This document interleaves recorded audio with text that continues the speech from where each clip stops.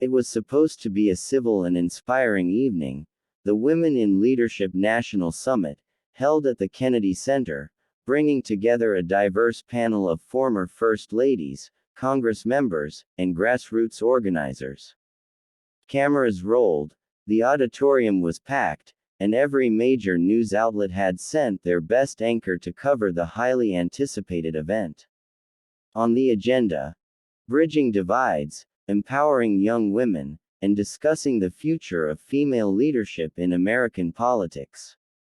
But as is often the case when powerful personalities share a stage, the night took an unexpected turn. Melania Trump, introduced with her usual fanfare, walked across the stage in a striking navy Alexander McQueen suit. Despite being known for her quiet demeanor, she drew respectful applause as she took her place at the end of the semicircle panel. Her time in the White House still gave her significant influence, and many were curious to hear her views on the evolving landscape of women in politics. As the moderator steered the discussion into the challenges women face in leadership, especially women of color and women who come from activist backgrounds, Melania's responses began to raise eyebrows. She spoke of the need for grace under pressure, and praised women who lead without drama, contrasting that with what she called aggressive theatrics in Congress. Then came the moment that would flip the entire event on its head. Melania, glancing sideways at the panelists, said with a carefully measured smile, "Some in politics believe that volume and attitude equal influence. They think screaming on social media and insulting colleagues is leadership.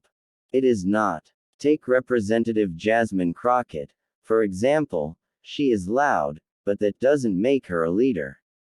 The room went still. There was no ambiguity. She had just directly insulted a sitting U.S. representative, one who was also seated just 2 chairs away.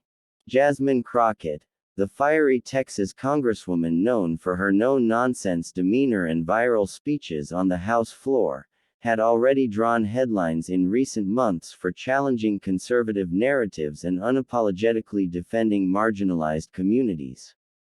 She had become a rising star, particularly among young progressives and black voters who admired her authenticity and backbone. Melania's shot was as deliberate as it was unexpected.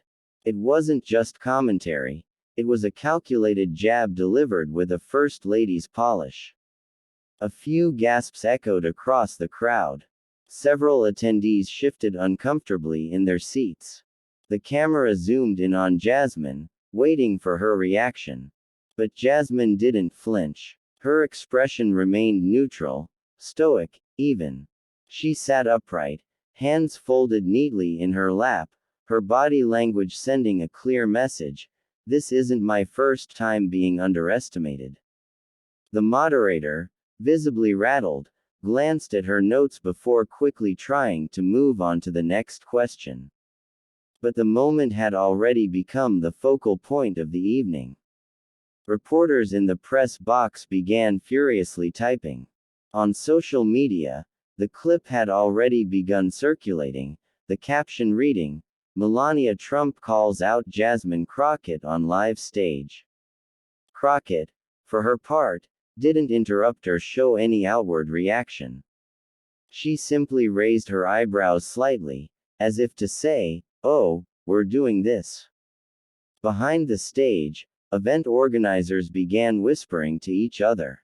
The summit had been designed as a bipartisan event, an effort to show unity and common ground. But Melania's remark had cracked the facade. What was meant to be a discussion of policy and empowerment had turned personal, and the audience knew it. By the time the next question made its way to Jasmine, the tension in the room was electric. All eyes turned to her, knowing full well that this would be the moment to watch. Would she defend herself? Ignore the comment? Fire back? She reached slowly for her mic, eyes focused straight ahead, the weight of Melania's insult still lingering in the air like static before a lightning strike. And just like that, the stage was set. What happened next would shake the room, and stun a nation.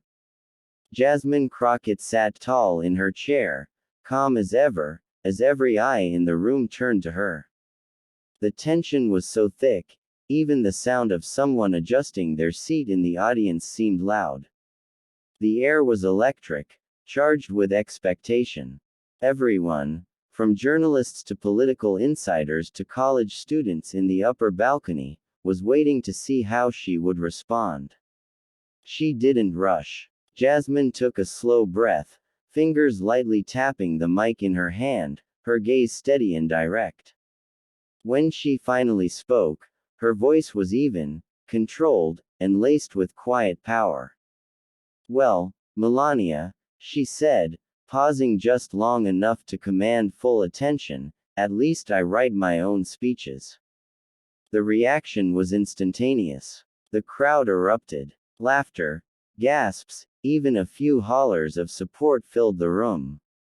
It was as if a thunderclap had rolled through the auditorium. Camera flashes popped. The moderator blinked, visibly thrown off. A journalist from Politico literally stood up from his seat, typing rapidly into his phone.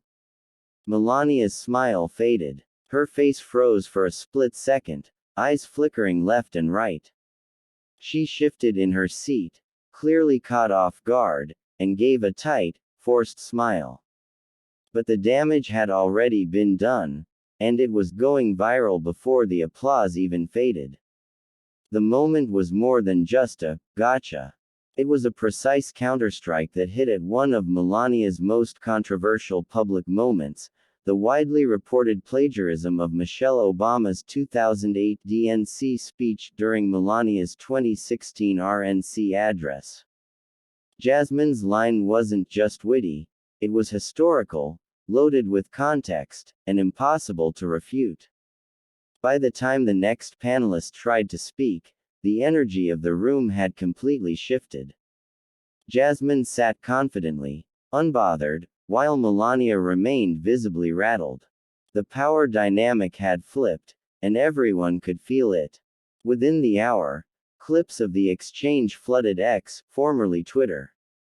Political commentators, comedians, activists, and everyday users blasted it across timelines.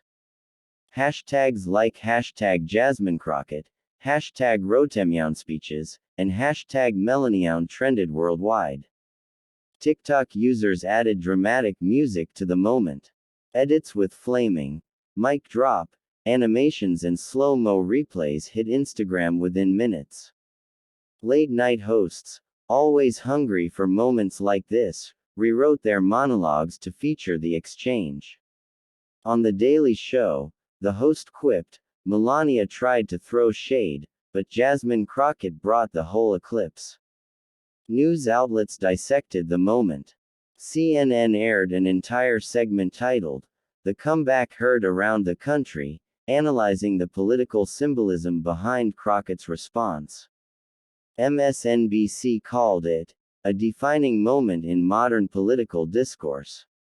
Fox News, in contrast, criticized the panel for descending into pettiness, though even they couldn't ignore the viral power of Jasmine's line. But beyond the headlines and humor, there was something deeper happening. For many viewers, especially Black women, women of color, and young people who often feel dismissed in elite political spaces, Crockett's moment resonated as a rare, unfiltered truth bomb. She had responded to an insult not with anger, but with brilliance. She hadn't raised her voice. She hadn't made it personal. She had simply spoken the truth, and reminded the world why authenticity matters more than polish. That night, Jasmine appeared on several news segments. When asked if she had planned her comeback, she chuckled and said, "No, I don't rehearse my reality. I just tell it like it is." The next morning, political analysts predicted a surge in her national profile. Donations to her campaign website spiked. Even celebrities like Kerry Washington, Viola Davis, and Mark Ruffalo reposted the clip, praising her poise and intellect. Melania, for her part, issued no follow-up comment. Her team remained silent, but insiders close to her later told reporters she was frustrated that her comments had been twisted. That didn't matter. The public had made up its mind. By the end of the week, one thing was clear: Jasmine Crockett had not only defended her name, she had elevated it. She had turned a calculated slight into a defining moment. And while Melania had hoped to undermine her credibility with a dismissive remark, Jasmine answered with wit, fire, and the truth. And in that one line, she didn't just shut down a first lady, she lit up the entire nation.